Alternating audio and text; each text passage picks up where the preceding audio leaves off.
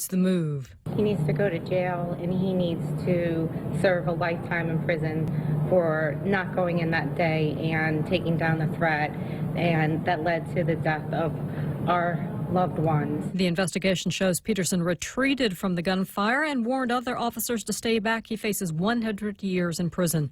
Virginia Governor Ralph Northam wants the state legislature to take action on gun control following Friday's mass shooting in Virginia Beach that left 13 dead. So he plans to call a special legislative session on the issue. I will summon the members of the Senate and the House of Delegates to meet in special session for the purpose of passing common-sense public safety laws. Those include a ban on silencers and magazines that hold more than 10 rounds. I will be asking for votes and laws, not thoughts and prayers. Republicans have previously rejected Northam's attempts at gun control, but a top GOP lawmaker signaled on Monday he's open to debate. Fox's Tanya J. Powers. The president's own party pushing back against his plan to impose tariffs on Mexico. GOP Senator Joni Ernst of Iowa and Senate Majority Leader Mitch McConnell. We are very concerned about the additional tariffs that have been proposed. I think it's safe to say you've talked to all of our members. We're not fans of tariffs. We're still hoping that this can be avoided. And President Trump says the tariffs will go into effect on Monday unless Mexico does more to stop Central American migrants from crossing into the U.S. This is Fox News. Join Ray Gibson as he celebrates 40 years on the air. Can you dig it? 40 years already? Hi, I'm doing the big broadcast from BMW's brand new showroom at Control, and I want you to join in on the fun. Come on by and see us do the show live and in person. And since it's a party, we've got all kinds of super goodies to give away. United Airlines is letting me give away 2 tickets to Japan. And your next trip to the Philippines, we've got your hotel accommodations covered with goodies from Resort World Manila. Mabuhay. It's been a great ride, and this is a great excuse to get caught up with some of our favorite guests and friends of the show. Ray! Good morning, Ray. Yo, Ray. Tune in Friday, June 7th, or check out the Points Facebook live feed, provided and produced by Shooting Star Productions. Ray Gibson's 40th anniversary show is brought to you by AK BMW and Shooting Star Productions, with special thanks to United Airlines, Resorts World Manila, Nanbo's Insurance, GPSI, and Coast 360 Federal Credit Union. President Trump will take part in ceremonies Wednesday to mark the 75th anniversary of D-Day. First, he will visit Portsmouth Naval Base in Britain, where he is there for a state visit. He'll be paying his respects to American and Allied service members who helped rescue Europe from Nazi Germany. Congress is taking a look at controversial technology being used by the FBI and the federal government. There's bipartisan critics call surveillance dystopia. House Oversight Committee Chair Elijah Cummings says systems that use photos to quickly match identities could be abused. There are real concerns about the risks that this technology poses to our civil rights and liberties and our right to privacy. Ranking member Republican Jim Jordan agreed, saying the technology could violate due process rights. The FBI says facial recognition is a valuable tool for solving crimes. In Washington, Rachel Sutherland, Fox News. Egypt says Islamic militants attacked a checkpoint in the northern part of the Sinai Peninsula this morning, killing at least 10 police officers. No claims of responsibility at this time. 2 famous tennis stars are set to face off during the French Open semifinals. For the 12th straight year, Rafael Nadal is advancing to the semifinals at the French Open, defeating Kei Nishikori in straight sets on the clay to remain in quest for a record 12th crown at Roland Garros. Rafa after the win. The way that I have been playing have been, being honest, very positive. I have been playing well, solid, winning good matches against tough opponents. Nadal now going up against Roger Federer for the first time since 2017, a 39th all-time matchup between these 2 stars. Federer defeating Stan Wawrinka in 4 sets. Meantime, on the women's side, Joanna Konta and Marketa Vondrousova are on to the French Open semifinals. That's Fox's Matt Napolitano, and Dow Futures up 34 points. I'm Carmen Roberts, and this is Fox News. Ready to buy real estate on Guam? Congratulations! But what now? There are so many questions, so many things to do. Where do you start? The best place to start is to call Century 21 Commonwealth Realty, Guam's biggest name in real estate. They aren't the best because they're the biggest. They're the biggest because they're the best. Trust the name. Find out why. Call Century 21 Commonwealth Realty today. 888-2121. Trust the best. It's important to have claims process that works for you. At Guahan Insurance Services, we make things simple and convenient. Same door you walk in to purchase your insurance is the same door you open to file your claim. We can't pretend that the car insurance claims process is fun, but we can promise a hassle-free and speedy recovery without any runarounds. For your home, auto, and business insurance, visit us at the Camacho Landmark Center on Marine Corps Drive in Tamuning. Don't forget to like us on Facebook or give us a call at 475-1162 or text 929-SAVE. That's 929-7283. Welcome to Tall Tales with Bob Klitzkie, the only show on talk radio where common sense is a lot more common. Phone lines are now open at 888-TALK. That's 888-8255. And now, The Point proudly brings you Tall Tales with Senator Bob Klitzkie. A well-regulated militia being necessary to the security of a free state, the right of the people to keep and bear arms shall not be infringed. If you heard me say that once, Real Joe Cruz, you've probably heard me say it 1,000 times, right? Absolutely, sir. Yeah, but you know, when you got something that's really correct, there ain't nothing wrong with repeating it, right? I don't want to be right if that's wrong, sir. Good call, Real Joe Cruz. So today I've got a little message here from a gentleman named Dennis Prager, who is also a radio talk show host, one of my contemporaries here in the business, and he's a really good talk show host. He does a lot of other things. He's a blogger. He runs the Dennis Prager Institute, and this is what he says. Why so many mass shootings? Ask the right questions and you might find out. This past weekend, Americans learned of another mass shooting, this time by an employee who decided to murder as many people he had worked with for years as possible. As of this writing, the murder toll is 12 people. Every American asks why. What was the killer's motive? When we read, there is no known motive, we're frustrated. Human beings want to make sense of life. That's why so many people tune in to Tall Tales every afternoon at 4 p.m. Right, Real Joe Cruz? Yeah. So, human beings want to make sense of life, especially of evil. Liberals, in this regard, liberals' views are essentially the same as leftists, are virtually united in ascribing these shootings to guns. And of course, later on in the program, I'm going to have to start talking about machete control, background checks for those who buy machetes, various other kinds of mechanisms to make sure that machetes don't fall into the wrong hands. But anyhow, we're talking guns right now.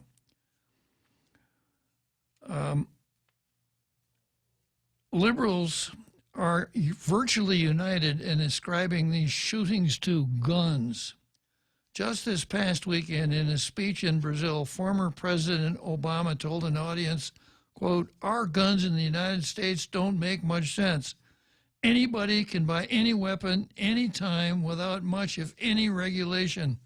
They can buy guns over the internet. They can buy machine guns." And of course, we went through that yesterday.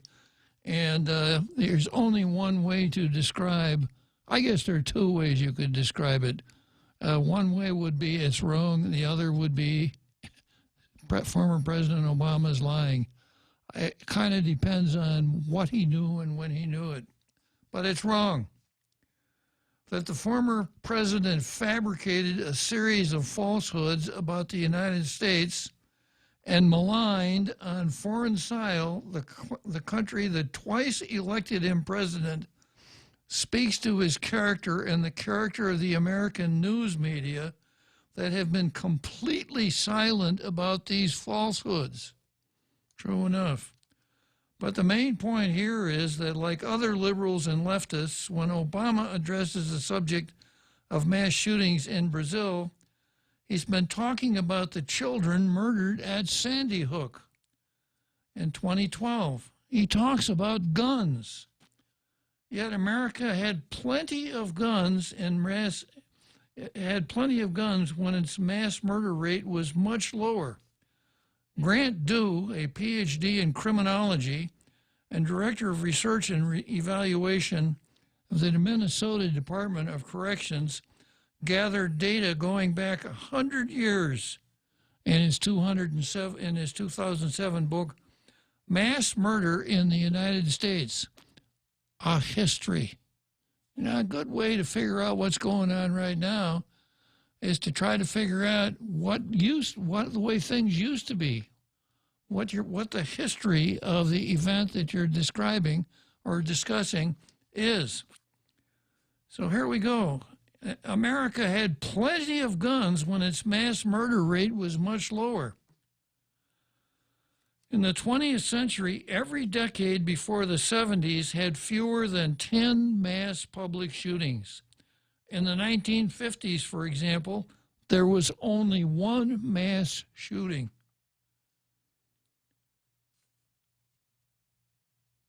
And then a steep rise began.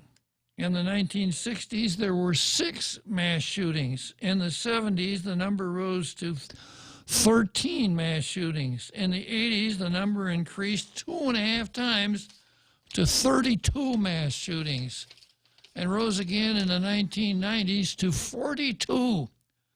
As for this century, the New York Times reported in 2014 that according to the FBI, mass shootings have risen dramatically in the past dozen years. Given the same ubiquity of guns, wouldn't the most productive question be what, of anything, has changed since the 60s or 70s? So what he's saying is, and this is true, there were plenty of guns around in the 60s. I can tell you there were plenty of guns around in the 40s and 50s. You know, back in the Midwest, almost every family had at least one gun in the house. I had one myself when I was 12 years old. My dad took me down to Baxter's Sports Shop and bought me a single-shot .22. Very, very common for people back in those days to have guns. Okay, what if anything has changed since the 60s or 70s? And a great deal has changed. America is much more ethnically diverse. Oh boy, that's a really bad thing to say. You know, to talk about more gun violence in the same sentence as saying America is more ethnically diverse. Now, I have to say, you know, I have to repeat the mantra here before I go any further so that the political correct guys don't come in here with a staff and jerk me right off the air. Our strength is our diversity. Let's make sure we say that every day, Real Joe Cruz. What are we going to say again now? Our strength is our diversity. Very good, Real Joe Cruz. You got it down pat. Yeah. So let's see. America is much more ethnically diverse and much less religious. Boys have far fewer male role models in their lives. Wow. Isn't that, are we kind of saying the toxic masculinity? There's not enough toxic masculinity to go around. That's why there's so much gun violence. Fewer men marry, and normal boy behavior is largely held in contempt by their feminist teachers, principals, and therapists. Now, I'm going to repeat the rhyme that we used to say when I was a kid. I'm really pushing the envelope here. I'm going to get in a lot of trouble for repeating this little rhyme. What are little boys made of? Little boys are made of dogs and snails and puppy dog tails. What are little girls made of? Little girls are made of sugar and spice and everything nice. Whoa, boy, I can just hear the lefties out there saying, this guy's got to go. So, boys have fewer male role models in their life. Fewer men marry, and normal boy behavior is largely held in contempt by their feminist teachers, principals, and therapists.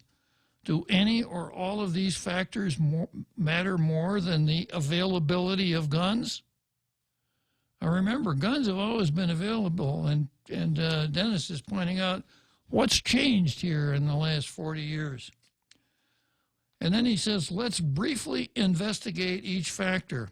Regarding ethnic diversity, the countries that not only have the fewest mass murders, but the lowest homicide rates, as well are the least ethnically diverse, such as Japan and nearly all European countries. Whoa, that is a politically incorrect mouthful, if there ever were one. Let me repeat it. Regarding ethnic diversity, the countries that not only have the fewest mass murders but the lowest homicide rates are the least ethnically diverse, such as Japan and nearly all European countries. So too, the American states that have homicide rates as low as Western European countries are the least ethnically and racially diverse. The four lowest are New Hampshire, North Dakota, Maine, and Idaho. Now, America, being the most ethnically and racially diverse country in the world, could still have low homicide rates if, here comes the if Americans were Americanized. But the left has hyphenated, balkanized, if you will, Americans. So you can't be just an American anymore. No, you could be a Mexican American or a black American or this, that, or the other thing. And when I was growing up, when I was in school, we used to talk about, you know, the motto of the United States, e pluribus unum, from many one. And we used to say, you know, the United States is a melting pot. People have come from all over the world and moved to the United States to create a single nation, you know, the people, a single nation. And there wasn't race or language or a lot of other things, religion, that caused the people to unite. It was an ideal that they all shared. That's the way it used to be. And we used to say that, you know, our advantage over China is easy. Because in the United States, we can take Chinese and make them into Americans. But China can't take Americans and make them into Chinese. So nowadays, though, of course, the A word, assimilation, is a dirty word. Assimilation, you mean cultural genocide? Is that what you're talking about? Anyhow, back to Dennis Prager. America, being the most ethnically and racially diverse country in the world, could have low homicide rates if Americans were Americanized. But the left has hyphenated, or balkanized, if you will, Americans. And second, most black males grew up without fathers. Now, of course, in woke 2019 America, we know fathers, they're not that necessary. You know, Susie can marry Sally. They don't need any father there. They can do in vitro conception. They can do all kinds of things. There's been stories in the paper here where men have gotten pregnant, transgender men. So we've so blurred those distinctions that to say that every family, you know, is better off if it has a father, I don't know, that's kind of a radical idea. Regarding religiosity, the left welcomes, indeed it seeks, the end of Christianity in America. Though not of Islam, whose robustness the left fosters. Why don't we ask a simple question? What percentage of American murderers attend church each week? Regarding boys' need for fathers, here comes an authority now. In 2008, then Senator Obama told an audience, quote, children who grow up without a father are 5 times more likely to live in poverty and commit crime, 9 times more likely to drop out of schools, and 20 times more likely to end up in prison. Yet the New York Times has published columns and studies showing how relatively unimportant fathers are, and more educated women believe this dangerous nonsense. Then there's marriage. Nearly all men who murder are single, and their number is increasing. Finally, since the 1960s, we've been living in a culture of grievance. Yeah, that's kind of what I've been saying here a lot. I just didn't have a good term to lay on it. Culture of grievance. Whereas in the past, people generally understood that life is hard or they have to work on themselves to improve their lives. For a half century, the left has drummed into Americans' minds that their difficulties are caused by American society. In particular, sexism, racism, and patriarchy. You just hear that every day, you know. Sex and gender are two different things. Gender is influenced by culture and society and patriarchy. Forget about that stuff called DNA. In particular, sexism, racism, and patriarchy. And the more aggrieved people are, the more dulled their consciences. Now, there's a word you hardly ever hear anymore: conscience. Another C word. It doesn't have anywhere near the impact that colonizer has, or colony. Conscience. And there was a time when people would say things like, I probably could have done that, but if I had, it would have bothered my conscience. The left has pretty well informed everyone that this idea of having a conscience, no, that's so 20th century, time to get with it. When you don't ask intelligent questions, you cannot come up with intelligent answers.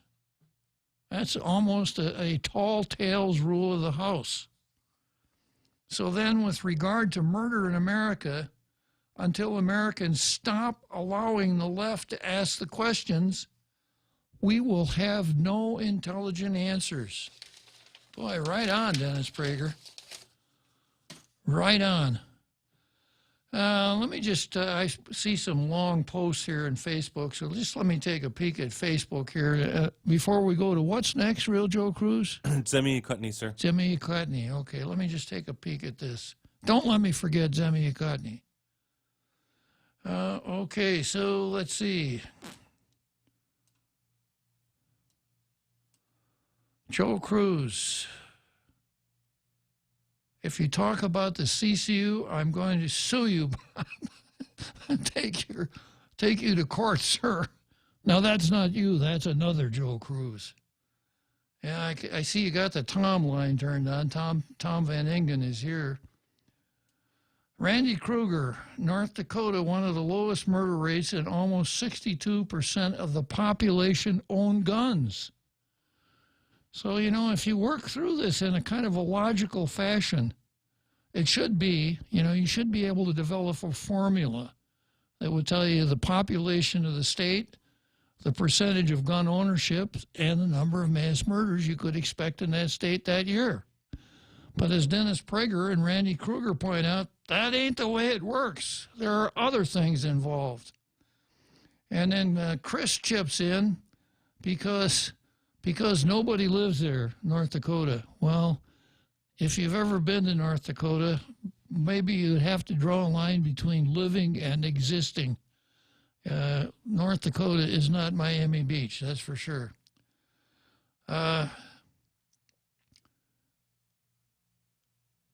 And Randy Kruger comes back and says, sorry, North Dakota is almost 48% gun ownership. Well, still the same point.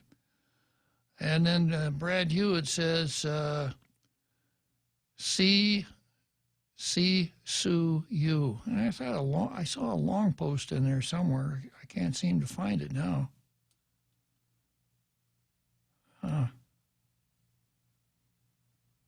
Well, maybe it'll pop up later on. Anyhow, I thought Dennis Prager really laid it right on the line. And then, of course, if we started asking, why are things the way they are? Why is it that so many black kids don't have fathers? And the answer is, of course, the Great Society. We set up a welfare system that is based on family size, mother and children. The more children you have, the more welfare money you get. But you can't get welfare if there's a horror of horrors man living in the house, because it's his duty to support the children. So the man doesn't live at home in the home, because if he did, then the welfare would stop. So, we've built all these structures here, the toxic feminism, the feminazis, etc. And then, according to Dennis Prager, if you ask those questions, you kind of get at the answers a little bit. And the answer is not, the reason that we have these mass shootings is because we have a lot of guns. The reason we have these mass shootings is because we have a lot of shooters. And he gets at some of the reasons that we have a lot of these shooters. Good job, well done, Dennis Prager. Okay, let's go on to the PDN as part of, what's it called? Yeah, there you go.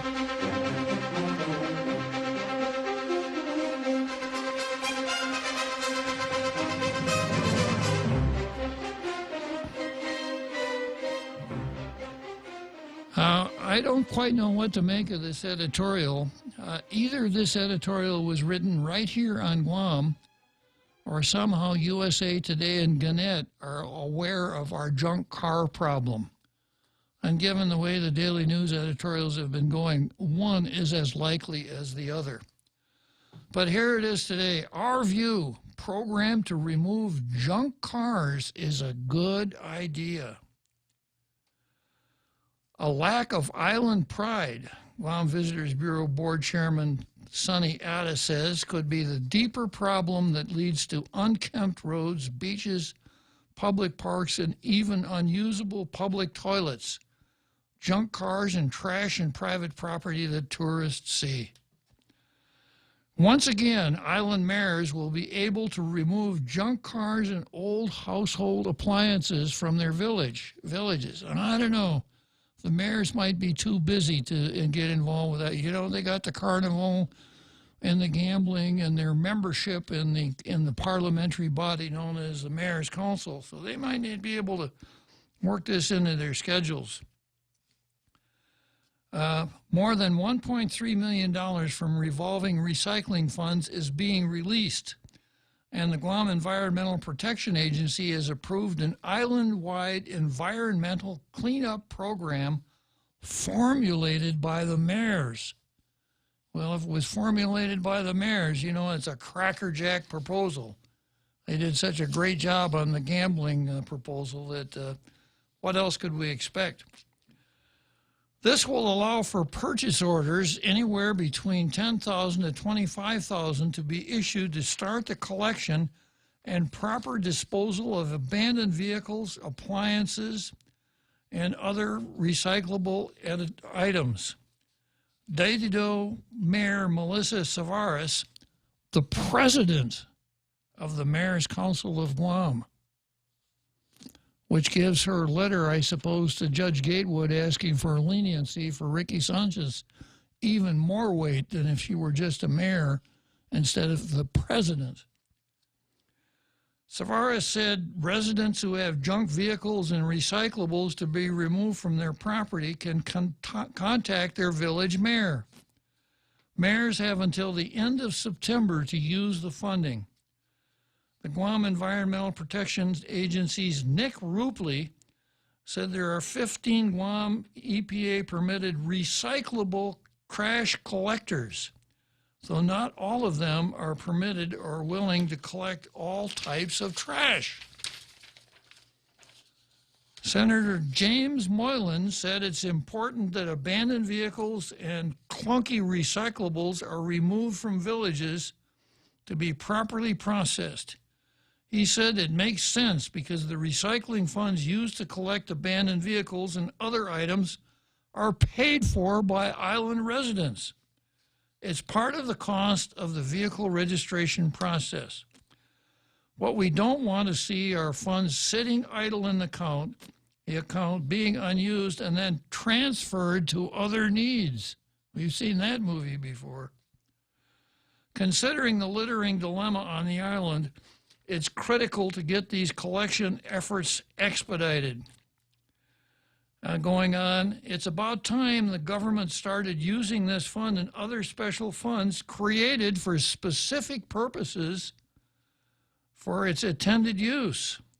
Abandoned vehicles and old junk refrigerators, stoves, and the like are an eyesore, a visual blight on the community. They detract from the beauty of Guam, which hurts tourism, our island's lifeblood. Wow, already, huh? Okay. Short break. I'll be right back.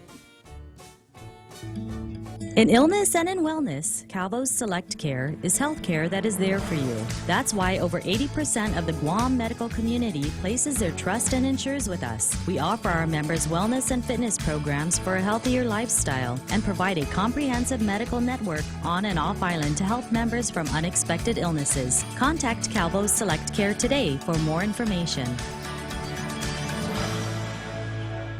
The Extra Point with Jerry Roberts of Guam Training. Are there things about our working lives and about our workplace that we tell ourselves that are not true? I'm Jerry Roberts, and at 7:20 a.m. on The Ray Gibson Show, if pressed to answer about main issues that determine job satisfaction, how would we respond? You can find daily transcripts of The Extra Point at guamtraining.com. Tune in every weekday morning at 7:20 for The Extra Point with Jerry Roberts, brought to you by Guahan Insurance Services and First Hawaiian Bank on 93.3 The Point. We now return to Tall Tales with Bob Klitzkie, soaring over the confusion with his superpowers of truth.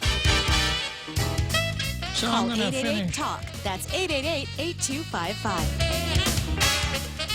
finish up with the daily news here. The last paragraph, they also pose a danger to children playing around in or around them and are breeding grounds for vermin. The gasoline, oil, and other chemicals in these junk cars also could leak, seep into the ground and kill plants, contaminate the soil, and poison our water supply. We hope to see this program succeed and be sustained going forward. Well, okay, that's what you hope. Moving on to the Post.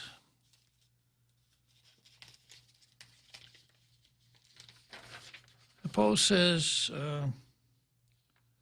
increased Medicare subsidy is good news, but we can't celebrate yet. After years of petitioning both Congress and multiple White House administrations, the increased medical assistance percentage program subsidy for the island went from 55 to 100%. We're hoping to hear some good news. The increased subsidy is a provision in a larger disaster aid bill, which the House has passed, and now needs only the president's signature, something Governor Lilian Guerrero is optimistic that President Trump will sign. The increase in subsidy means a savings of $5.6 million would be saved because there would no longer be a need for the local government to come up with local matching funds, etc. Guam's healthcare system could use whatever boost it can get. The Guam Statistical Yearbook reporting the most recent statistics in 2010 showed that 21% of the island's people had no insurance. That's 32,465 people without health insurance. Of that, more than 7,600 were children. Skipping a little bit, Medicaid provides health coverage to many people on Guam who would otherwise be without. Hopefully. I think what they mean to say is we hope, not hopefully. Hopefully, the savings as well as the potentially unlocked Medicaid funds can be used to help more people while we have this subsidy, which unfortunately is for this fiscal year only. There's no question the bill's passage into law would be great news, but we can't celebrate yet. Our elected leaders need to look beyond this year to see what can be done.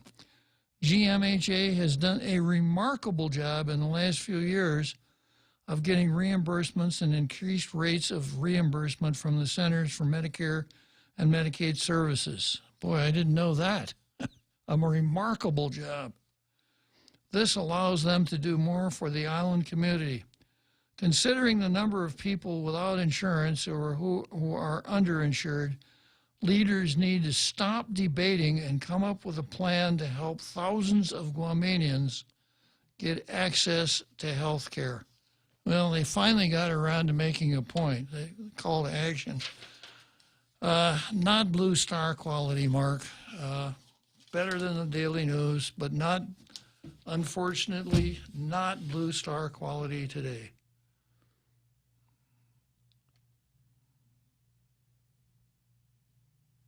I somehow lost my Facebook page here. Okay, so let me go from there to the card.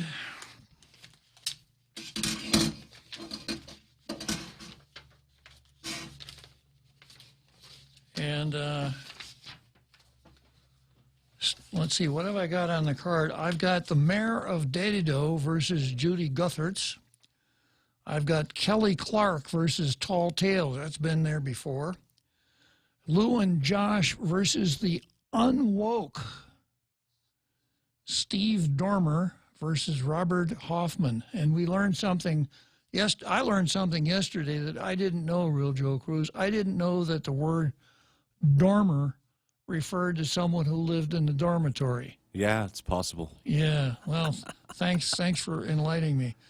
And then I've got Marsh versus Magellan, San Nicolas versus the Outrigger, Bavacqua bites the dog. You know, some of the stuff that's been there for too long, but I never seem to get down there. So I got a phone call here. It's a Joe, not a Joe Cruz, just a Joe, right, Joe? Average Joe. Okay, Average Joe. Okay, go for it, Average Joe. So really, can think back to the 80s, back when Governor Addo was promoting tourism and Commonwealth around the same time, and we look at where we are now, and there's not much of an improvement, even with regards to all this tourism. We still got territorial debt, and they're still looking for ways to make money.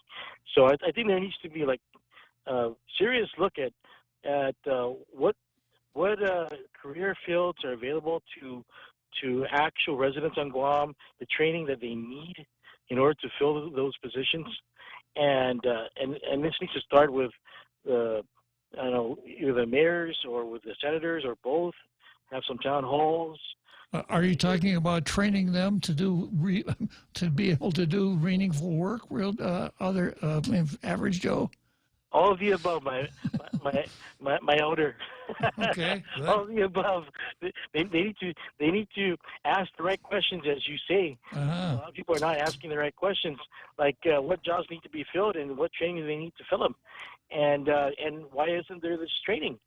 And if tourism is is tantamount to putting all your eggs in one basket. We need to find more eggs, or more baskets rather. More baskets, Joe. Yeah.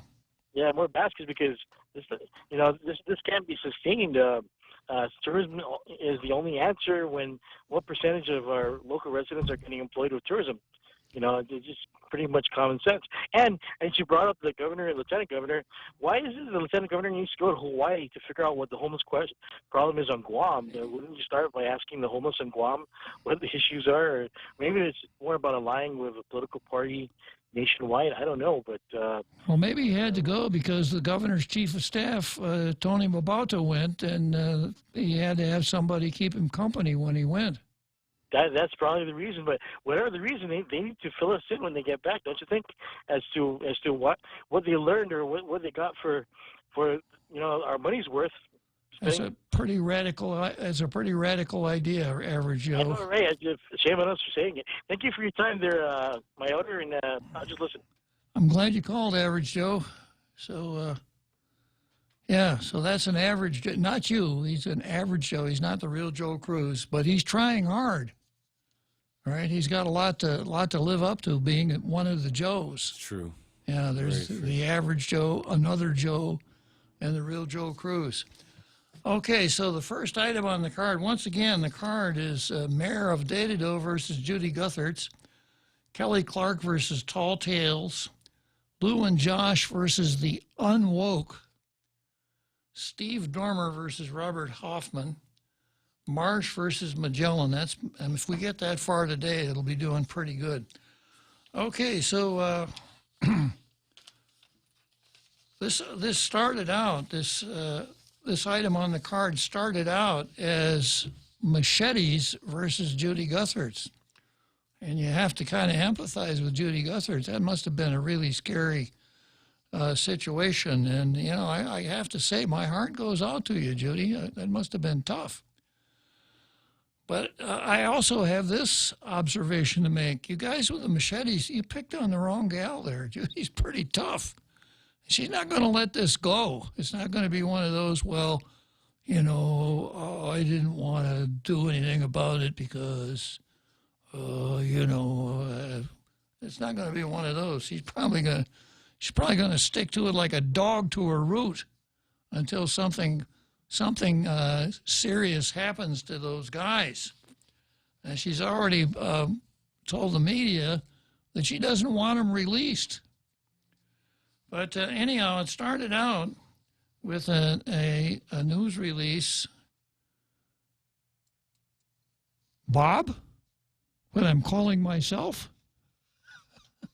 Okay, well, let me talk to Bob. Hey, Bob, how's it going?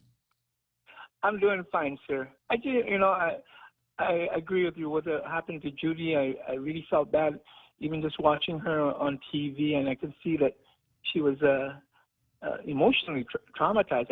I can just tell by her mannerisms and her speech. So I kind of wanted to call in and just kind of ask your opinion on what is the authority of the governor regarding deportation, because we're hearing stuff. I think there was an AG opinion about it in the last administration that the governor doesn't have authority to deport people and all that kind of stuff. But I read the Organic Act, and I saw some things that I kind of question: is it really true that the governor doesn't have that authority? And I kind of want to share it with you and maybe get your take on it. And if anything, at least have the new AG review it and maybe take it to court to see what exactly is the power and authority, and how expansive is the governor's ability to, keep the community safe. So I wanted to read this real quick to you. I know we have short on time here, but just real quickly. And it says here, part of this Organic Act, it says here, the governor of Guam, pursuant to his authority to enforce federal laws applicable to Guam, has the residual authority, I'm emphasizing that, in the absence of the appropriate federal enforcement office on Guam to deport an alien who has overstayed his permit. And so I'm assuming that there is a permit. You found that in the Organic Act? Yes, I did, sir. And this is why I just totally don't understand this. I don't either, Robert. Are you sure you didn't find it in the notes? Well, in the notes, yeah, basically. But it was mentioned. So if that, what I'm wondering is when they put those things in the notes, is that something that is an opinion by the courts, or how does it affect? Well, it depends on how the notes read. Sometimes notes are excerpts from court cases. Sometimes they're just the compiler's comment. So let me take a crack at your question, Robert. The fast and quick answer is no. The longer, more drawn out answer is under the right circumstances. Right. Okay, so the fast and quick answer is that immigration matters are under it used to be the Immigration and Naturalization Service. What is it now? Customs and Border Protection? I can never remember. They're the guys that run the deportation. So a person, in order to be deported, a criminal in order to be deported, has to commit certain crimes of violence, and if he does and he's convicted, when he's no longer in jail, the feds will pick him up and take him back. They'll take him home. Okay. Now, Governor Calvo short-circuited that process by commuting sentences. So let's say a guy had a 20-year sentence. Instead of letting the guy serve his 20 years and then calling up the feds and say, hey, we're going to let him out tomorrow, Governor Calvo would say commute his sentence to 9 years and then let him go and let the feds deport him. Governor Calvo did something even a little bit more exotic than that, and that is that he entered into agreements with inmates where there was a conditional commutation, and it went like this. The governor says, I will pay your way back to wherever you came from. I will commute your sentence to parole, but if you ever come back here again, you will be violating your parole, and I'm going to throw you back in the pokey. Remember when the governor did that? Yeah, I understand that. Yeah. Now, going back to the question that you raise in the notes, the governor does have the authority to execute federal law, and the governor has executed federal law. For instance, when you arrive at the it's not U.S. Customs folks that inspect your baggage, it's Guam Customs. So the governor, I think if he did some proper tap dancing with the right people in the District of Columbia, in D.C., could probably get the Fed's blessing to deport people under certain conditions. But as of today, probably not. Okay. Well, I'm looking at the totality of everything. And, on on 1422 of the subchapter 2, it gives the governor this authority, like, if in case of almost like a island emergency, whether it's a typhoon, and there's some even things that says rebellion, invasion, imminent danger, to even call it martial law and all that kind of stuff. So, it seems that the governor's authority is quite expansive, and but of course, it would approve of the legislature somewhere around that area. But my whole thing is that if the governor has this ability to call martial law, but yet not the ability to, kick out somebody who doesn't want to, has been arrested multiple times, something here doesn't make any sense. You know what I'm trying to say? I do, Robert, but look at it this way. Martial law is when you're dealing with a problem involving large numbers of people. When you're talking deportation, you're talking about a problem that deals with one person. So you can't use the same solution both times. By the way, we did some martial law after Typhoon Karen. I don't think you remember that. If you may not have been. I know, like even with that Typhoon Pamela and all that kind of stuff. I believe that there was some kind of restriction of curfew and all that. Yeah. But even it includes public safety. Requires it. Public safety requires it. But the whole thing is, I just what I assume again that, of course, that the federal probably has the overall authority. But I'm just wondering, with all these things that are going on, what is it that the governor can say that hey, what kind of authority can I work with the immigration? Already, immigration has spoken with the former Senator B.J. Cruz that they can't enforce these rules about when the people come here, they have to have a job or some kind of intention to be employed or education or some kind of medical treatment or something. They can't enforce it. So what does that mean? And with those notes that are embedded into the Organic Act, I just kind of wonder. I mean, was somebody saying something? I got to take a break, Robert. I'm right up against the break here. But after the break, I will give you my opinion on your question, okay? Okay. Thanks a lot. Appreciate it. Thank you, Robert.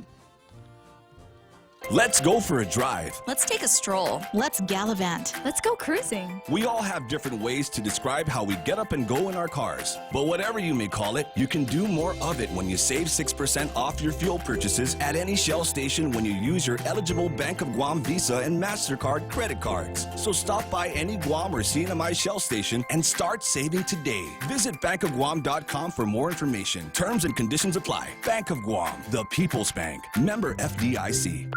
Hey, it's Mom. Somebody forgot to thaw the chicken, so meet us at Chili's for 2 for $25. Oh, and congratulate your sister for making the basketball team. She's thrilled. Love you. See you at Chili's. Enjoy 2 full meal combos for $25. An appetizer, 2 mouth-watering entrees like our crispy chicken breast, smoked barbecue quarter leg, or smoked jalapeno cheddar sausage. Served with corn on the cob and French fries. 2 bold combos for $25. A full-on meal deal available nightly for a limited time. Together, we Chili's.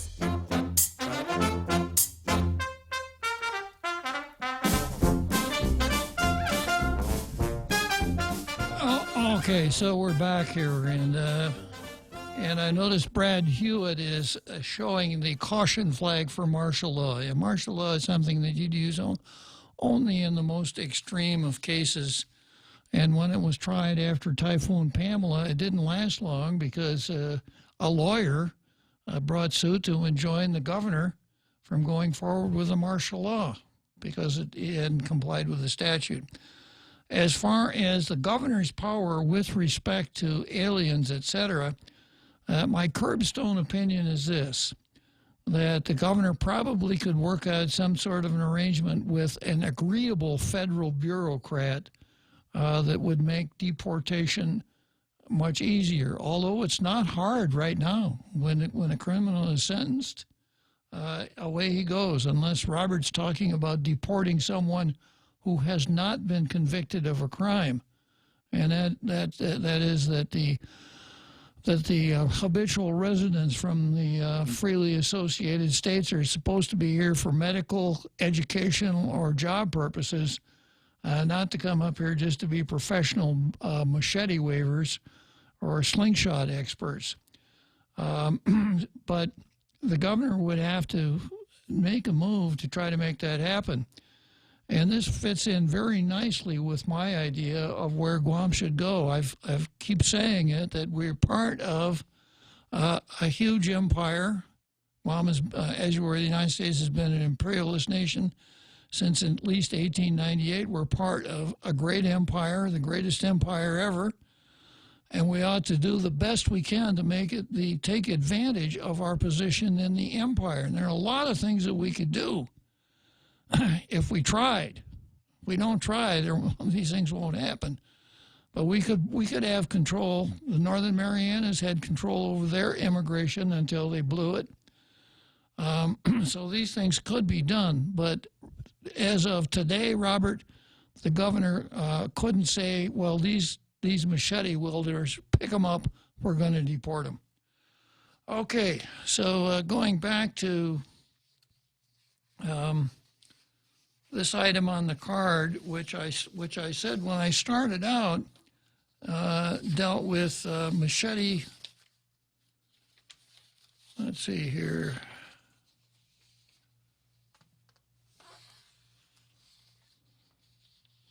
Machete-wielding men attack drivers.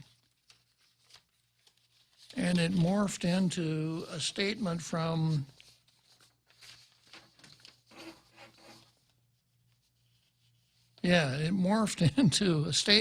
the mayor of Dedido, who since Ken's letter has been one of my favorite mayors. The mayor of Dedido, who went to bat for criminal Ricky Sanchez. And Judy said that there were 4 or 5 kids, wielding machetes.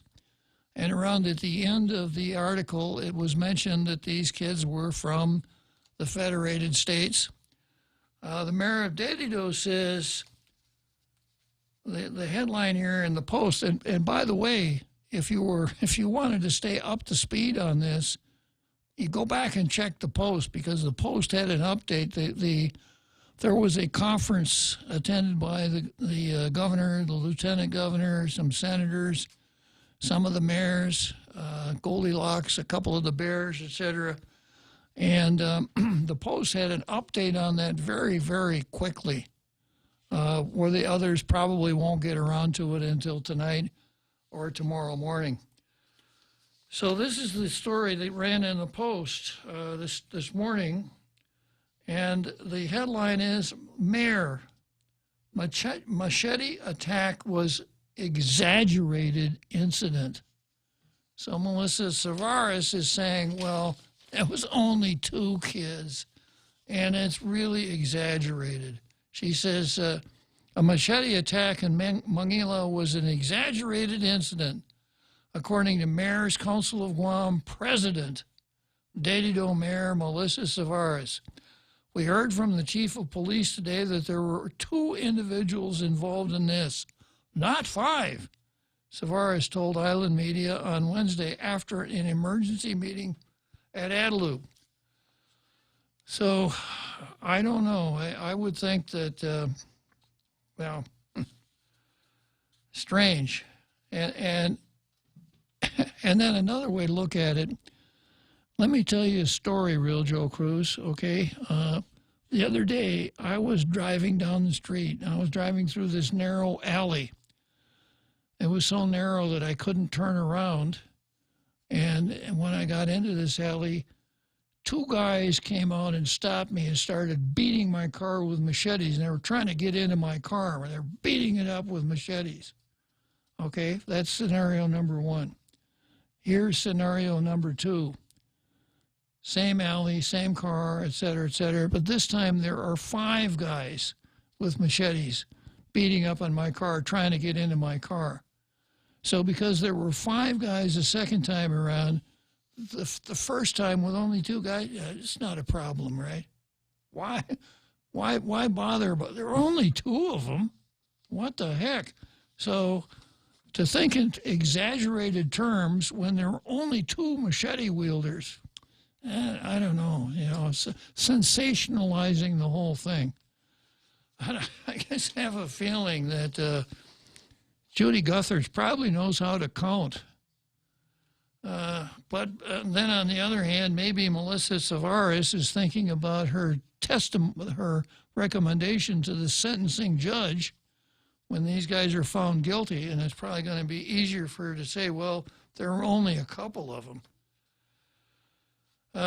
Governor Lou Leon Guerrero says, I was very concerned and I felt it had to be addressed from a community-wide perspective. The immediate solution is to have ongoing village community meetings with village residents, community leaders. Well, it's time for that big halftime show, and we'll come back to this after the big halftime show.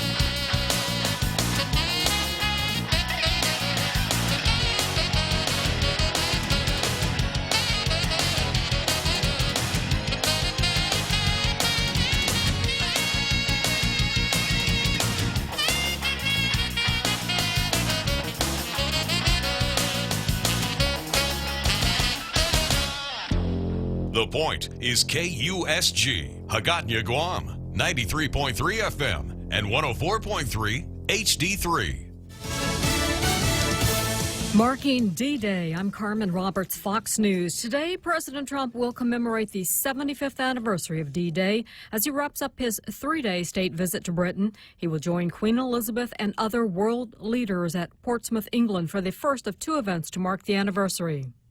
And the UK is going to be hosting 16 nations, including 12 leaders of those nations in Portsmouth. It's the largest gathering of leaders in the UK since 2012. And the 16 nations have signed a statement, a proclamation, reaffirming their values, but having fought during D-Day, that they don't ever want to see that kind of war happen again. Sky News reporter Deborah Haynes in Portsmouth.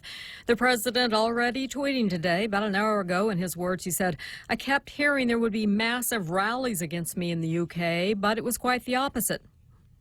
However, news reports say there were thousands who protested against the president, some who demonstrated for him. Meantime, President Trump's tariffs on Mexico are just days away from going into effect. Mexico insists it can fix things with President Trump before tariffs are actually imposed. But Republicans signal they might not have the stomach for a new tariff fight. Mexico and Canada are very good trade partners to the United States, especially when it comes to our agricultural goods. Senate Minority Leader Chuck Schumer doubts the president will implement the tariffs. I believe that he will back off when faced with the opposition among business, among his own Republicans, and when he sees what a dumb move he has made. Mexico's foreign minister hustled to the Capitol to lobby Democratic House Speaker Nancy Pelosi ahead of a meeting with top administration officials Wednesday. Fox's Chad Peregrine. This is Fox News.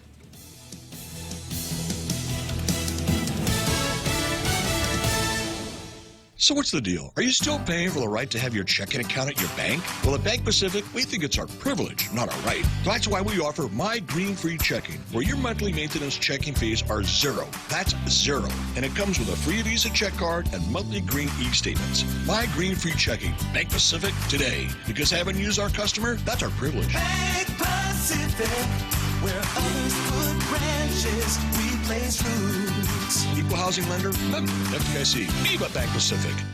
Hey, it's Mom. Somebody forgot to thaw the chicken, so meet us at Chili's for 2 for $25. Oh, and congratulate your sister for making the basketball team. She's thrilled. Love you. See you at Chili's. Enjoy 2 full meal combos for $25. An appetizer, 2 mouth-watering entrees like our crispy chicken breast, smoked barbecue quarter leg, or smoked jalapeno cheddar sausage. Served with corn on the cob and french fries. 2 bold combos for $25. A full-on meal deal available nightly for a limited time. Together, we Chili's. The House passes a bill to give permanent status to millions of young people brought to the U.S. as children. We have the opportunity to be part of history, to be on the right side of history, but more importantly, to be on the right side of the future. Speaker Nancy Pelosi and every other Democrat voted yes, along with 7 Republicans. Most critics say the bill is too broad and fails to address border security. The measure is not likely to pass in the Senate. Meantime, a bill that would legalize assisted suicide in the state of Maine passes in that legislature and heads to the governor's desk for his signature. In Los Angeles, they're battling the problem of homelessness. The number of homeless is now over 36,000, according to city officials, up 16% from last year. But it's not as if the problem's being ignored. The LA Homeless Services Authority says it helped over 21,000 people move into permanent housing in 2018. That's a pace that could quickly end homelessness if economic pressures and other factors had not pushed thousands more onto the streets. Officials estimate 29% of the homeless in Los Angeles County are mentally ill or addicts. Tom Rigotti, Fox News. And on the light side, time to rock out with the Country Music Television Awards. It's a 4-way tie between Miranda Lambert, Brothers Osborne, Maren Mars, and the Zac Brown Band heading into the 2019 CMT Music Awards. The fan-voted show also serves as the unofficial kickoff to CMA Fest, which takes over downtown Nashville the following day. Little Big Town, nominated for Summer Fever, returned to host for the second year. Grammy winner Brandi Carlile and Ashley McBryde are first-time nominees. And taking the stage, Carrie Underwood, Dana Che, Kane Brown, Kelsey Ballerini, Keith Urban, and more. The awards air live at 8 Eastern on CMT. Michelle Polino, Fox News. This is Fox News. Hey, welcome to this Subway ad for the new club collection. How do you want it? I'll take a book club. Absolutely. So, last week we sunk our teeth into Subway's meaty new release, the Steak Club. I didn't finish it yet. Oh, not again, Sandra. This week, it's the new Southwest Chicken Club, also by Subway. No spoilers, but there's a tasty twist. Jalapeno cheddar bread and guacamole? Sandra, get out. Subway, make it what you want. Good ending. Limited time only at participating restaurants. Travel the world and then some with the 2 million United Miles sweepstakes from First Hawaiian Bank. Enter and you could win the grand prize of 1 million miles or be one of 6 other lucky winners. The world is big. Our prize is bigger. Enter at fhb.com/2 million miles. No purchase necessary. Void where prohibited. Sweepstake starts on May 1st and ends June 30th, 2019. Open to legal residents of Guam and CNMI. Ages 18 years or older. Visit 2millionmiles.com for official rules. First Hawaiian Bank. Member FDIC. Equal housing lender.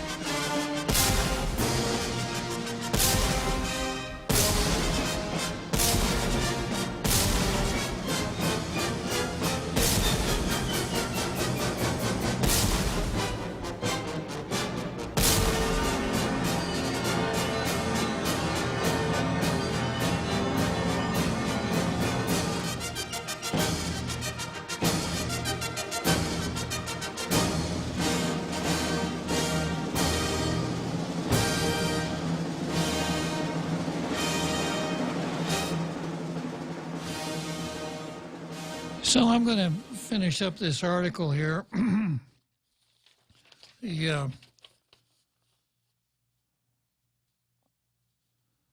Governor Leanne Guerrero had a meeting. She said, I was very concerned.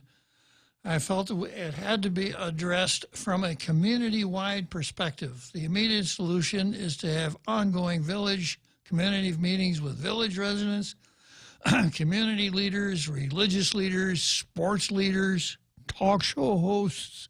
No, it's just an ad lib, real Joe Cruz. Nonprofit organizations, also spearheaded by village mayors. And then the article also says, following this morning's meeting, Savara said island mayors will be hosting community meetings. The first will be held in Manilo next week, and FAS partners, local businesses, government agencies, and community members will be invited to participate. The safety of all our people throughout all of our villages is a concern.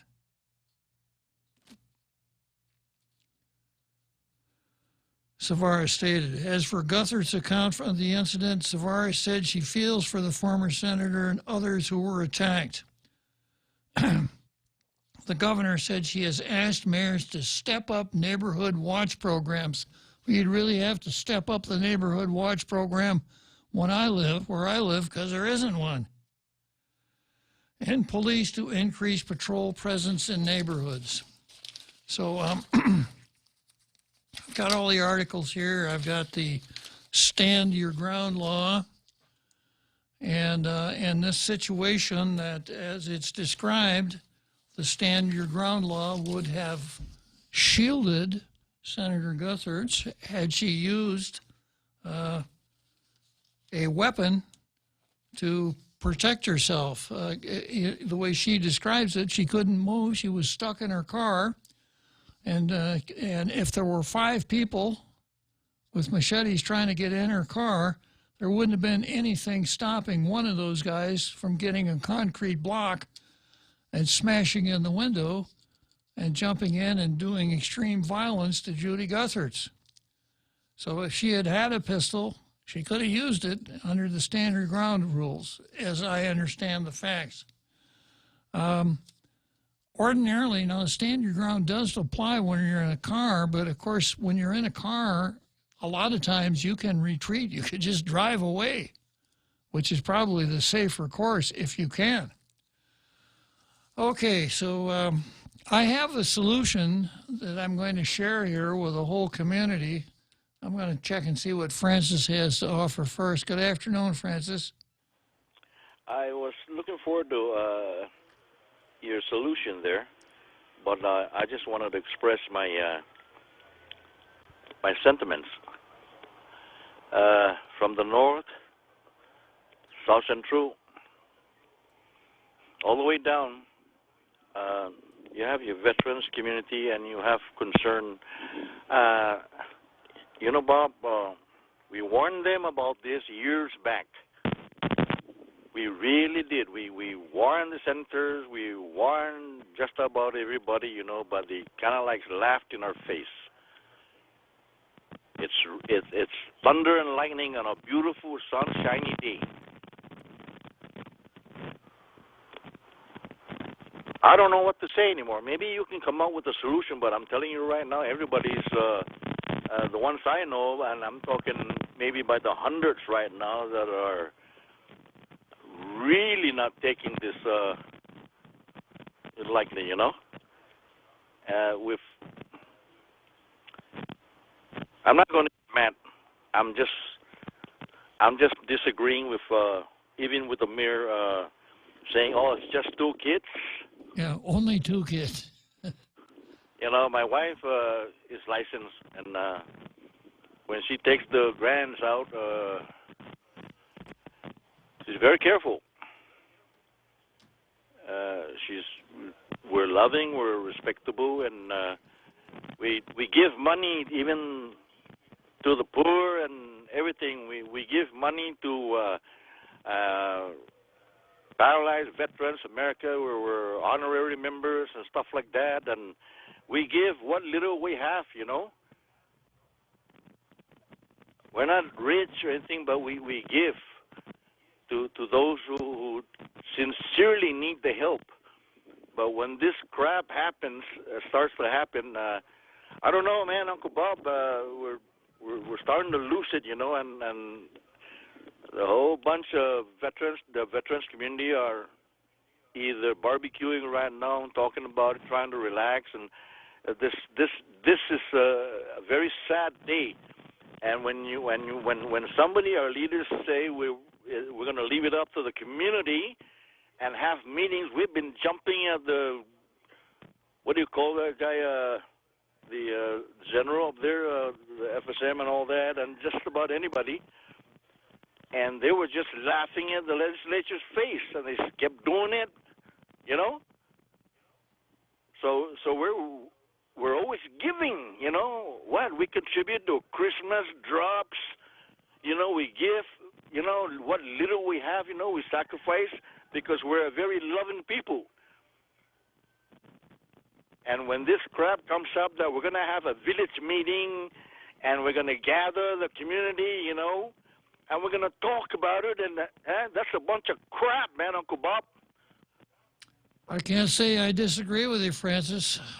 Thank you for taking my call. And we're listening. Trust me, there's a whole bunch listening to maybe you might come up with something that might relax the situation. But right now, it's on fire, Uncle Bob. And maybe you can come up with that. Because this crap with village meeting and stuff like that, my neighbor, he's former chief. You know, but my area is like, it's a war zone in my area now because all the guys around me are just loaded, lock and load, you know. We got a nursery next to us, very much, you know, protecting the innocent, the most vulnerable, they say, you know. And we're not going to let anything happen to the kids, not in my area anyway. Thanks for taking my call, Uncle Bob. And maybe you can relax this a little bit. You're a veteran. Yeah. Okay, Francis. Thank you very much, Uncle Bob. Thanks for calling. Good talking to you. And let's see, I got a caller that wants to make his mark in this conversation here, so I'm going to let him make his mark before I come up with my solution. Hello, Mark. Hey, Senator, how you doing? Good, Mark. First, The Mayor's Council of Guam goes by MCOG. Yes. We need to change that Okay. to the many crooks on Guam. Okay, Mark. There's two things, and I told you a while back that I think they spin a wheel at a loop, and I think they call it the wheel of stupidity, to which government or Guam group is going to do something stupid, and so this week it's the mayor's turn. This thing with the two mayors writing a letter supporting the sentencing or non-sentencing or recommendation, I have no problem with. My problem is they wrote it on their village letterhead, which says, "This is the position of Dedido." She was speaking for the people of Dedido when she put it on her letterhead. If she had just sent a letter that said, "Hey, I've known this guy X years, he made a mistake, he's remorseful," so on, fine. But when she speaks as the mayor of Dedido and the other mayor, they are speaking for their village. Good point, Mark. The second thing, now we're finding out there's two mayors that's on the winning bid for this Games of Chance, House of Cards, whatever you want to call it. And their director, executive director, overpaid individual, saying there's no conflict of interest. Really? Go back and look at ethics. Ethics is also the appearance of an impropriety. You don't have to do it. Just the appearance can be an ethical dilemma. Hear what you're saying, Mark. I've always, one of my feelings is there's too many mayors. They're too high paid. This is just proving it. This is a group that has outlived their usefulness. They are costing us much more than needs to be spent, and they're not really doing anything for the people. They may say they are, but they truly are not. And then the next one to say, "Oh, it's blown out of proportion." Gee, let me put you in a car with a guy with a machete that's banging on the side trying to get in it. I don't care if it's 1, 10, or 100. That's a problem. A machete, the last I looked, can kill somebody, and it's not regulated like a firearm, like you mentioned. True enough, Mark. So, yeah, I'm thoroughly disgusted with the mayor's council and several of the mayors that claim to be trying to do right and are clueless as to what is right. I got you, Mark. So, anyway, that's my 2 cents. Well, you made your mark again today, Mark. Thanks for calling in. All right. Yeah, so Mark really made his mark. I would really like to defend the mayors, but I wouldn't know how to do it. You know, the concentration on the gambling, their parliamentary organization, their fact that they don't concentrate, at least mine doesn't concentrate on his own village. And then the governor, yeah, and Francis makes a good point. We got a problem here, so we're going to have a lot of meetings, and it's going to take the community to solve this. Now, I'll bet that when you have these meetings, these young miscreants will all come to the meeting. All of the young hoodlums will be at those meetings so that they could be instructed as to what to do to make the people in the villages happy. I'm sure that'll be the outcome of these meetings. Yeah, not. So these are some of the things I think we need to do. First of all, I think we should send Carl Gutierrez to Chuk.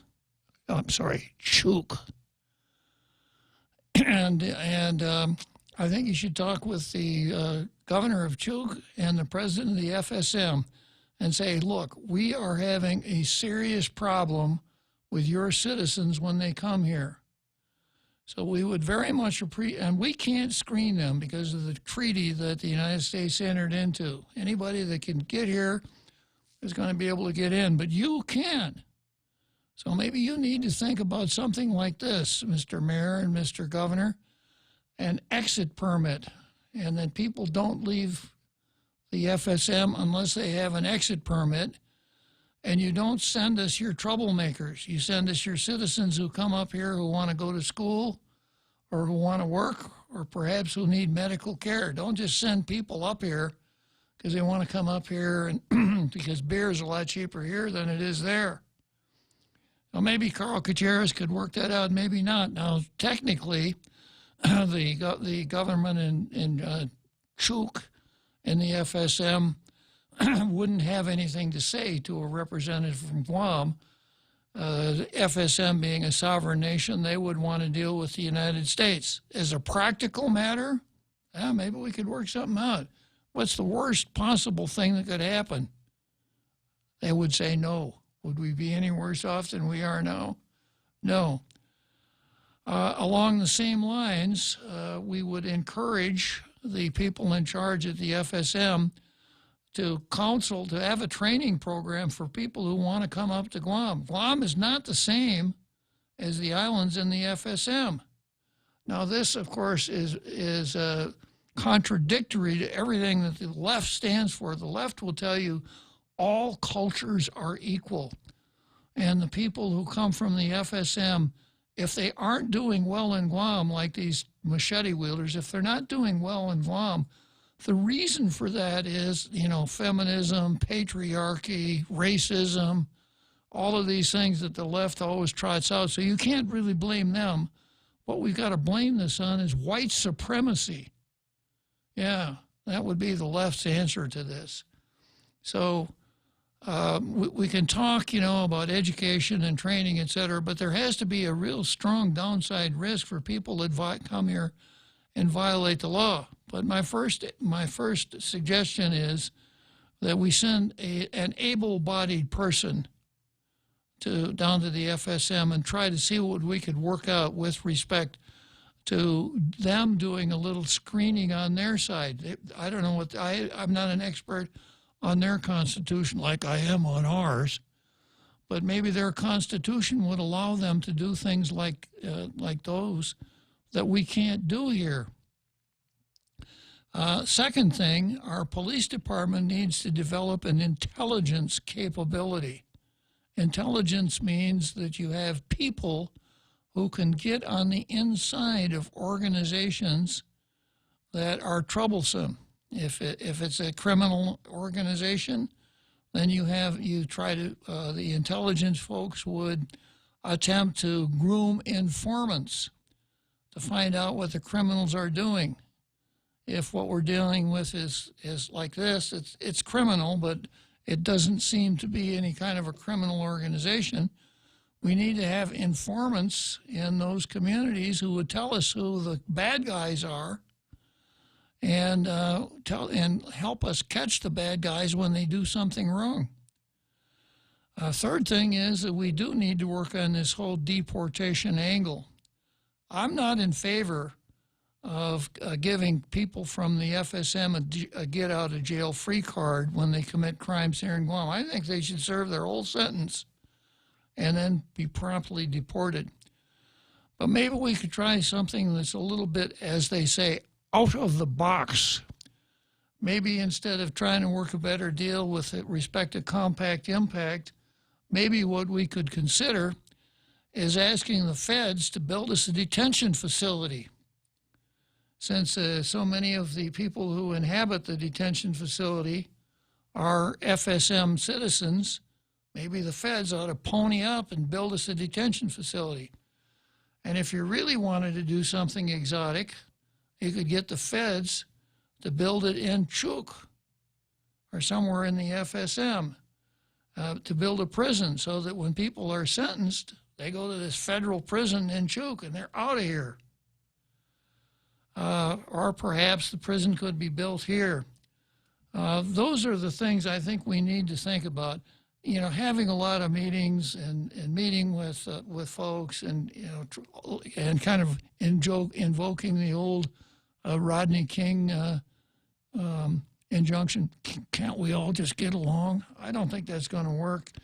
And the governor had a chance to show herself as a leader, and she didn't do it.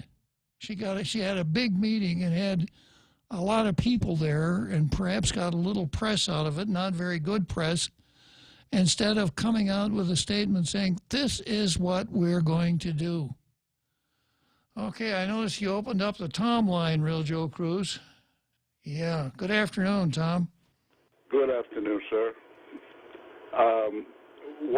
Whatever happened to that bill that was introduced by one senator where we don't have to retreat in relation to the Castle Block? Yeah, that is the law. You don't have to retreat. If it is the law, if you're in your home, your business, or in your car, yeah, you don't have a duty to retreat. Okay, that's good. So, but because somebody was, I think it was you that was telling somebody that if you're in your vehicle and you could drive away, isn't that retreating? Yes, it is, and it's probably the better course. Right, but if that individual, as you're driving away, they're chasing after you and continuously to try to break your window down with their Mercedes, and if they succeed in breaking the window and the Mercedes swings in through the drive, it could hit the driver's neck or the passenger's neck with the Mercedes. So I don't think retreating is the right answer. I think we got to just stand our ground and fight, because maybe that is what's encouraging these idiots from doing it, is that they know that we have to retreat. I suspect, Tom, that their thought process isn't quite that sophisticated. My suspicion is that people like the machete wielders figure that most people, if they see someone swinging a machete, they're going to turn around and get out of there as fast as they could. In Guthart's case, the way she explained it, she couldn't move. She was blocked. So if she's blocked, obviously she can't drive away. On the other hand, if you're parked beside the road and someone comes along and starts banging on your car with a machete, I would suggest that the safer course is just to put your car in gear and haul. I almost said the wrong word there. And haul away. But anyway, it's starting to get scary, because like I was telling Ray this morning when I called into his show, is that thank God that they only had access to Mercedes. If those guys had access to guns, will they instead come to us and shooting us with their weapon? Could be, Tom.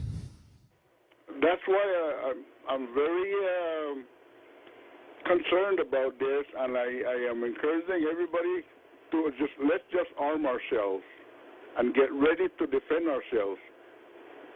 I don't want to retreat anymore, because it's encouraging these idiots to continue to do it. If we keep retreating, they're going to take advantage of the fact that they know that we have to retreat. I think it would be a deterrence if we just stand our ground and fight them.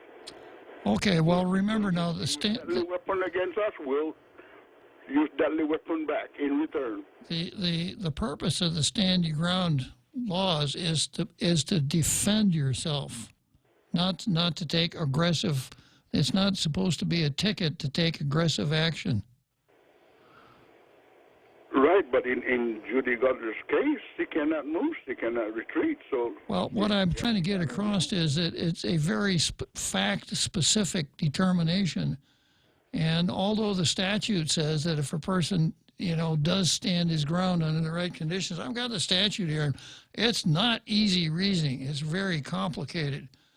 But if a person, let's say a person is in his car and he's standing his ground, and he shoots someone and kills him, and he winds up being prosecuted, you wouldn't. That's something you'd want to avoid, even if you've got a really good affirmative defense in that criminal case. Mm-hmm. And the stand your ground legislation is not supposed to be used to encourage aggressive behavior as a kind of a behavior modification tool. It's supposed to be for self-defense. It just takes self-defense to a second level. All right, Bob. I'll talk to you later, my friend. I'm glad you called, Tom. It's always good to talk to you. Okay, bye. So that's one of our Tom. Boy, we've been short on Toms. That other Tom hasn't called for quite a while, has he? What's his name, Tom? Tool?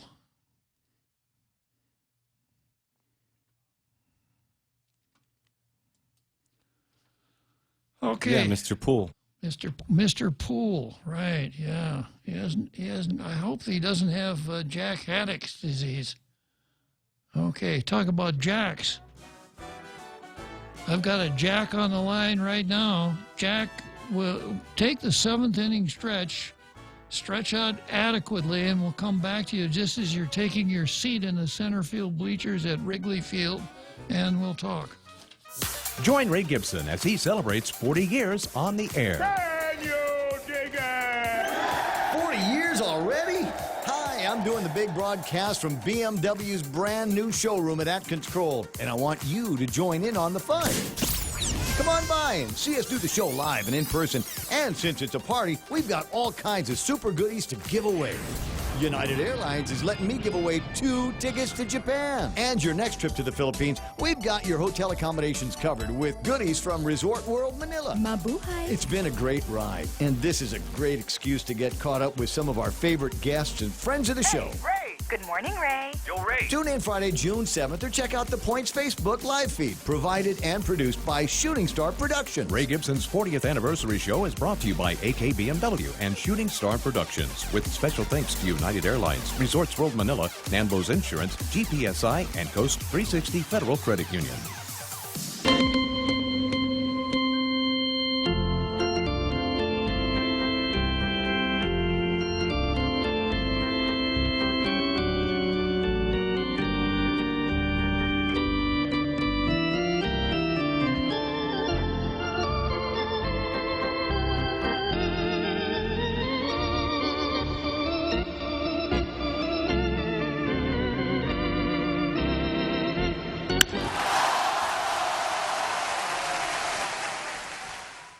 So there you are, Jack, sitting out there in the Wrigley Field center field bleachers, eating your bag of peanuts and enjoying yourself, right? Well, actually, I was in Fenway Park a couple of weeks ago, out there facing the Green Monsters. So I was there for the Sox versus the Astros. It was a great game. All right. But anyways, I was calling. You mentioned Judy Guthertz. Wasn't she like a police superintendent back in the Reagan era during here in Guam? There was a time when we had something called the Department of Public Safety, and Judy was the director of public safety. Public safety was a combination of police, fire, and corrections. And she was so the director. she probably knew how to handle a gun. It's a civilian position. Oh, it was? Yeah. She may have had a gun, but it's a civilian position. It was a civilian position. Yeah, because I saw her in uniform shaking Reagan's hand. So I thought maybe... She was a police reservist. Okay. Yeah. Oh, well, anyways, I think maybe she probably knew how to handle a gun and probably could rightly defend herself. I had a question. You being on the bench and practicing law for quite a while now. I'm guessing that you've handled a lot of criminal cases. I mean, we hear this term first-time offender. Are we to believe, is it really their first-time offense, or is it that they got caught? First time they got caught, Jack. Excuse me? It's the first time they got caught. The first time they got caught, right. Doesn't mean that it was the first time they did the offense. It's just the first time they got caught. Yeah. So another thing is... does exigent circumstances, can a private citizen exercise that? Exigent circumstances, what do you mean? Oh, so like if there's a crime being being committed or something like that, that a private citizen on their own accord can intervene? Well, if you see a crime being committed and you see someone attempting to injure someone else, you can use force to defend somebody else. Yeah. If that's what you mean. Yeah, I mean, even like, you know, you hear someone screaming in a house or something like that, or screaming for help. The reason why I'm asking is like in these circumstances that happen on the streets and stuff like that, and it isn't the first time that assault has happened on our streets. I was just wondering if you see something like that happen, can you step out of your vehicle and lend assistance, or is it the rule book that you have to just sit in your car and call police? No, well, you can use force in defense of others. That's the rule. So if you see, let's take an example. Let's take some bad person is beating up his wife, standing beside his car, pounding on his wife, and you drive by. Yeah, you can come by, and you can attempt to defend the wife. Okay, I just wanted to you know, I didn't know how that worked out. Usually they advise you not to get involved, to call the police or 911, and I think that isn't in my character. And a lot of people's character. We usually take action first and deal with the circumstances later. Well, you know, there's sometimes that if you're going to do something, you either got to do it now or it won't matter. Yeah, and like I said before, that's why I carry a bat and a glove and a ball in my trunk. It makes my lawyer's job a lot easier. A bat and a ball in the glove? Yes. I thought maybe that was for the seventh inning stretch, Jack. Well, it's both intertwined. Okay. So, anyways, I just wanted to just ask you a few questions about that and take your input on this quote first offense unquote thing that's going out there that somehow that deserves that's one reason why people deserve a pass or leniency. And I am of your opinion that it's not really their first offense. It's the first time that they got caught. And I just wanted to hear that from a person that sat on the bench or has been on the other side of the table and seen so much of these crimes come through our island and through our courts and through our society, and whether or not, you know, they truly are first offense people, or, you know, it's just the first time that they got caught. So I'm glad we got some, you know, input and opinion on that. And as far as exigent circumstances, the reason why I mentioned that is because I just binge watched a film called Exigent Circumstances, and I didn't even know what it meant. And so after watching the film, I said, oh, wow, I had no idea. It's a term that pops up once in a while in the law of search and seizure, Jack. Yeah, but in this instance, it was a civilian that did it, and I think in that state or that jurisdiction, it allowed a private citizen to intervene. It's almost like that posse comitatus stuff. It doesn't apply everywhere. It's just like certain jurisdictions. I was just wondering if we had that sort of thing here in Guam, whether a private citizen can you know, take action based on exigent circumstances, or is that a strictly law enforcement thing? Well, I don't think you'll find the words exigent circumstances in our criminal or correctional code.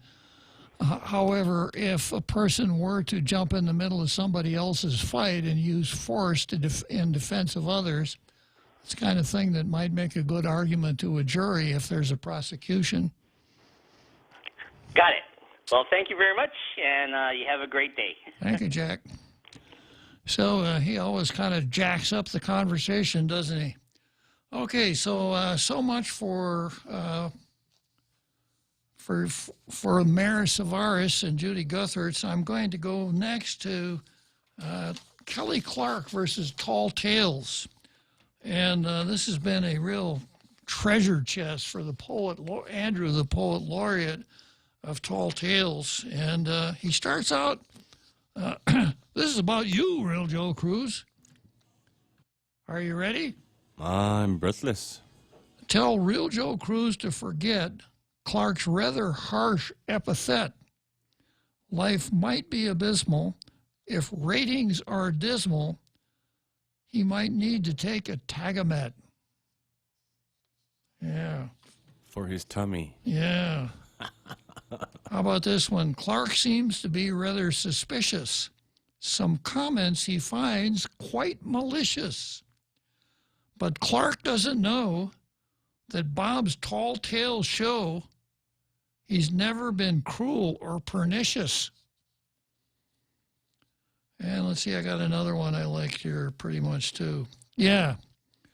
There was an attorney named Clark whose bite was worse than his bark. This brilliant esquire needs to retire if he continues shooting in the dark. Yeah, Andrew, the poet laureate of Tall Tales. So, you know, I'm back to Rush Limbaugh again. I got a piece here from this morning's Post, Real Joe Cruz, and what does Rush say? He says, Real Joe Cruz, you know, I don't like to talk about myself, but this time I have to because it's about me. Is that how he does it? Yes, sir. Is that how he does it, snurdly? Yes. All right. Okay, so this kind of covers some ground we've already covered before. Guam Waterworks Authority legal counsel Kelly Clark has threatened a lawsuit against Tall Tales talk radio host Bob Klitzkie over the potential release of information regarding Clark's personnel evaluation. The evaluation was released by CCU this is a quote from Clark, over my objection and against the advice of conflict counsel. Although I have not seen that information, your republication of any portion of what I consider my private information is an egregious offense to me, Clark wrote in an email to Klitzkie. Yeah, and by the way, if you want to see that email, those folks out there in our international radio listening audience, I'm going to get it up on my website probably first thing tomorrow morning if you want to read the email as well as the news reports. The quote goes on by saying, I am telling you now, if you speak in public of or otherwise release any of that information, I will sue you, Clark added. The Guam Daily Post contacted Clark, who initially declined to comment on the matter. He provided some comment after this story was published. So let me finish the story, and then I'll go back to Clark's edition. Klitzkie wrote in a release that Clark might better spend his time reviewing Guam law regarding pay adjustments and how all discussions and decisions around those adjustments must be held publicly. Now, those who have been following this along know this is exactly where it started. On the 27th of November, when the CCU met in an illegal executive session, which Mr. Clark attended, and where he was awarded with a pretty substantial salary increase based on the evaluation that he doesn't want. I guess it's not that so much that he doesn't want anybody to see it. He just doesn't want me to talk about it. Yeah. The Consolidated Commission on Utilities, which oversees GWA, held closed-door sessions on pay adjustments for power and water employees during an executive session November 8, 2018. Those discussions were later determined to be illegal. The resulting pay raises for employees were rescinded and ordered to be repaid. Clark was one of those employees. The CCU spent a few days discussing response to a series of disclosure requests on the November meeting. At issue was personnel information. Okay, personnel, not personal, right? Big difference. Evaluations specifically and whether they should be disclosed. Leon Guerrero, independent counsel hired to assist with those issues because Clark and the other guy had a conflict of interest, was expected to opine that the requested information was not releasable, But as Clark stated, the CCU released the information.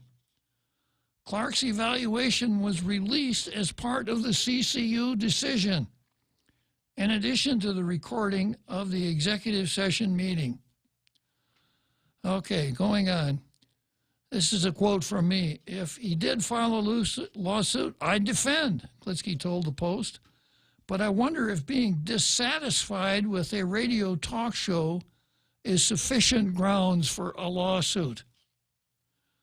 Clark stated that proceeding to speak about his evaluation after receiving notice of potential lawsuit through email would show malicious action on Klitzkie's part, quote, intended only to boost the dismal ratings of your blood sport inspired radio show. Yeah. So I guess that kind of shows that he's part of the international radio listening audience, because he kind of knows what we talk about here. Blood sport? I don't know. Klitzkie said, Tall Tales is open to everyone, and anyone dissatisfied with the content of the show is welcome to just call in and exercise their right to speak just as he is as the host. Yeah, if there's something about Tall Tales you don't like, 888-8255.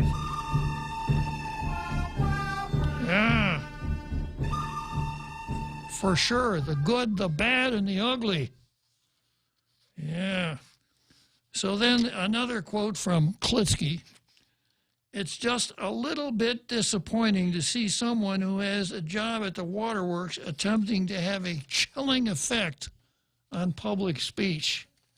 Someone with a rather lofty position at the waterworks trying to discourage people from speaking out on what, even if it never was a public issue, a public matter, after the CCU passed that motion. Okay, now let's go back after Clark had a chance to think about it. I guess after he had a chance to read this story, then he comes back and says this, quote, my comment is this. GWA has presented a 5-year capital improvement plan and rate case worth $260 million to the public for the last 2 months in public meetings and in the paper. The rate case and CIP will be presented to the CCU this evening for approval, and no one in the media is talking about that. No one in the media is talking about it. $260 million of infrastructure work to benefit the island isn't news. But whether or not I'm going to sue a radio host is.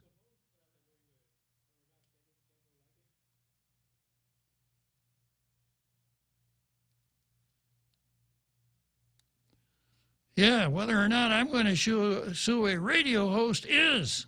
And then Clark winds up by saying, pathetic priorities, in my opinion, Clark said. So I guess Kelly Clark is kind of dissatisfied with the, I guess, media in general, me in particular, because I might actually say something about his personnel evaluation, which, by the way, is something that Miguel Bordallo did right. You know, Joey said, well, we haven't been doing these things we should have. Miguel Bordallo did something right, but Kelly doesn't want me to talk about that. So, so he doesn't like that. And then obviously the emphasis should be on the $260 million worth of public improvement. Well, that might have been something that he might have wanted to communicate to me, instead of saying, if you talk about that evaluation, I'll sue you. So here's how he characterizes it. Pathetic priorities, in my opinion. Mine too, Kelly Clark. Pathetic priorities. You're putting a priority on what someone is going to say about your evaluation as as counsel for the Guam Waterworks Authority. You can do that. You can write an email about that, but you don't want to say boo about the $260 million worth of improvements that's going to come before the commission tonight. So whose priorities here are really pathetic, Mr. Clark? Okay.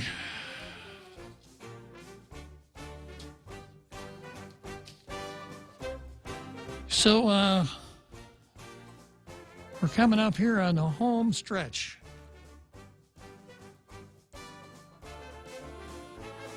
We know too well the inconvenience of not having power after a storm. You worry about food in the freezer going bad. Nights get hot. It's hard finding comfort when going to sleep. These are realities. But with solar and battery storage from Micronesia Renewable Energy, these realities can be a thing of the past. The solar works during the day and the batteries power your home at night. Call 632-2613 to see how solar plus battery storage can make life a little more convenient. MRE, the smarter choice. Family Finance has been serving the people of Guam since 1959, and they'll continue to be there for you in the years to come. Whether you're looking to get a personal loan for that summer vacation or paying off those long overdue bills, Family Finance has got you covered. Apply for a personal loan from $1,000 up to $3,600 by calling Family Finance in Agutya at 475-4545, Upper Tumon at 647-5626, or in Dededo, 633-4473. Family Finance, serving the people of Guam since 1959.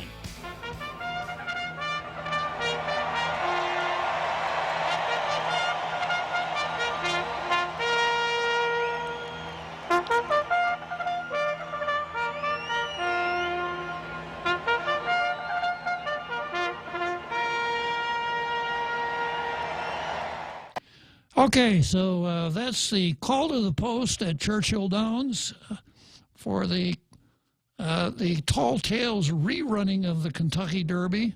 They're off, and I've got about 8 minutes more to wrap up Tall Tales. The next item on my card here is Lou and Josh versus the Unwoke, and the first article that I'm basing that on is Guam marks Pride Month.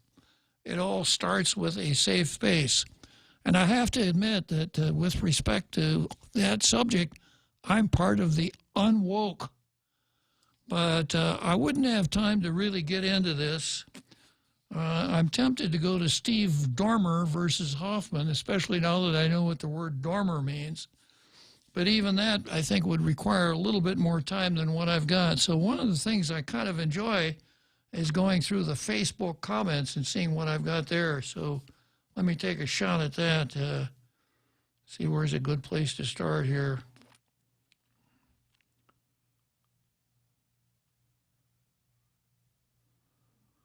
Andrew Bainham.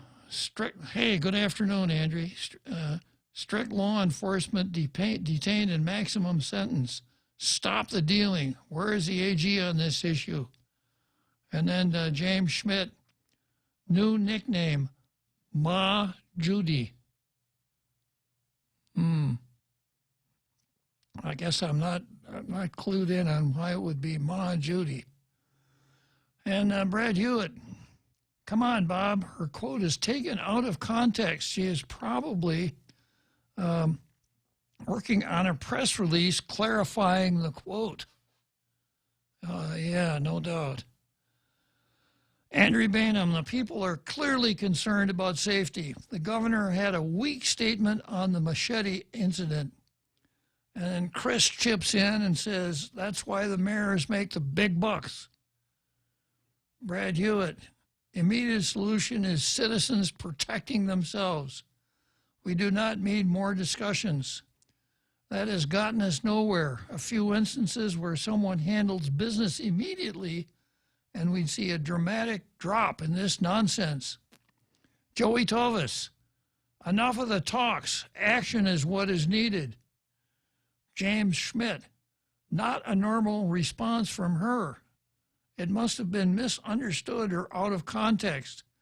Maybe she was trying to make the point that her Dededo crimes are worse than Manila crimes. Had it been a Dededo crime, it would have been worse.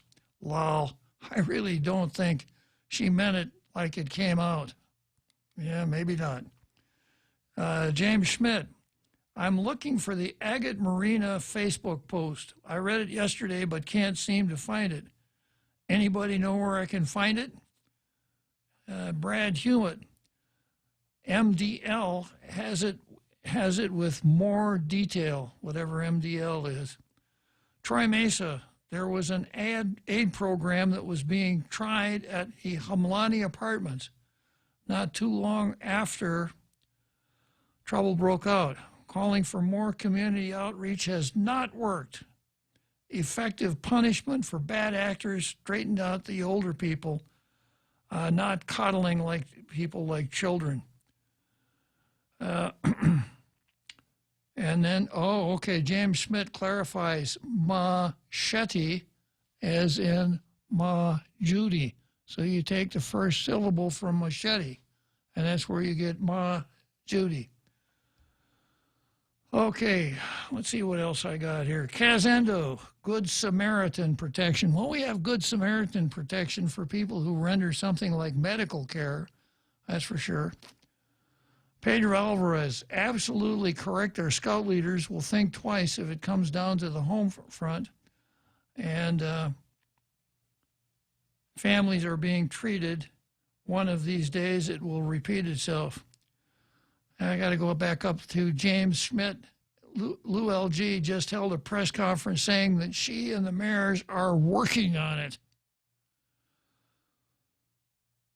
Took a few questions, then closed the press conference. She said she had other important things to do. This is priority number one. If you don't have answers, Governor, don't call a press conference. Sheesh. That's a word that's not ordinarily in my vocabulary, but it fits in pretty well right here. Let me try it again. If you don't have the answers, Governor, don't call a press conference. Sheesh. Joey Tova says the only way our leaders are going to do anything if they themselves get involved in an incident like yesterday. Then and only then will they finally wake up. Brad Hewitt says better to be tried by a jury than carried by six in a box. And I think the way that goes is like this, Brad. Better to be tried by 12 than buried by 6. Yeah.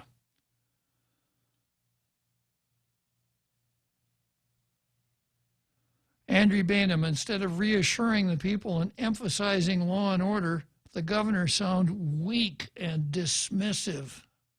I wonder if the reason that she sounded weak and dismissive is because she is weak and dismissive.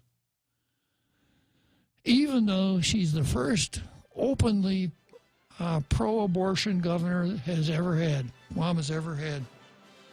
Okay, well, been another slice of heaven out there in our international radio listening audience. We'll be back tomorrow with Lou and Josh versus the Unwashed and Steve Dormer versus Hoffman. See you then.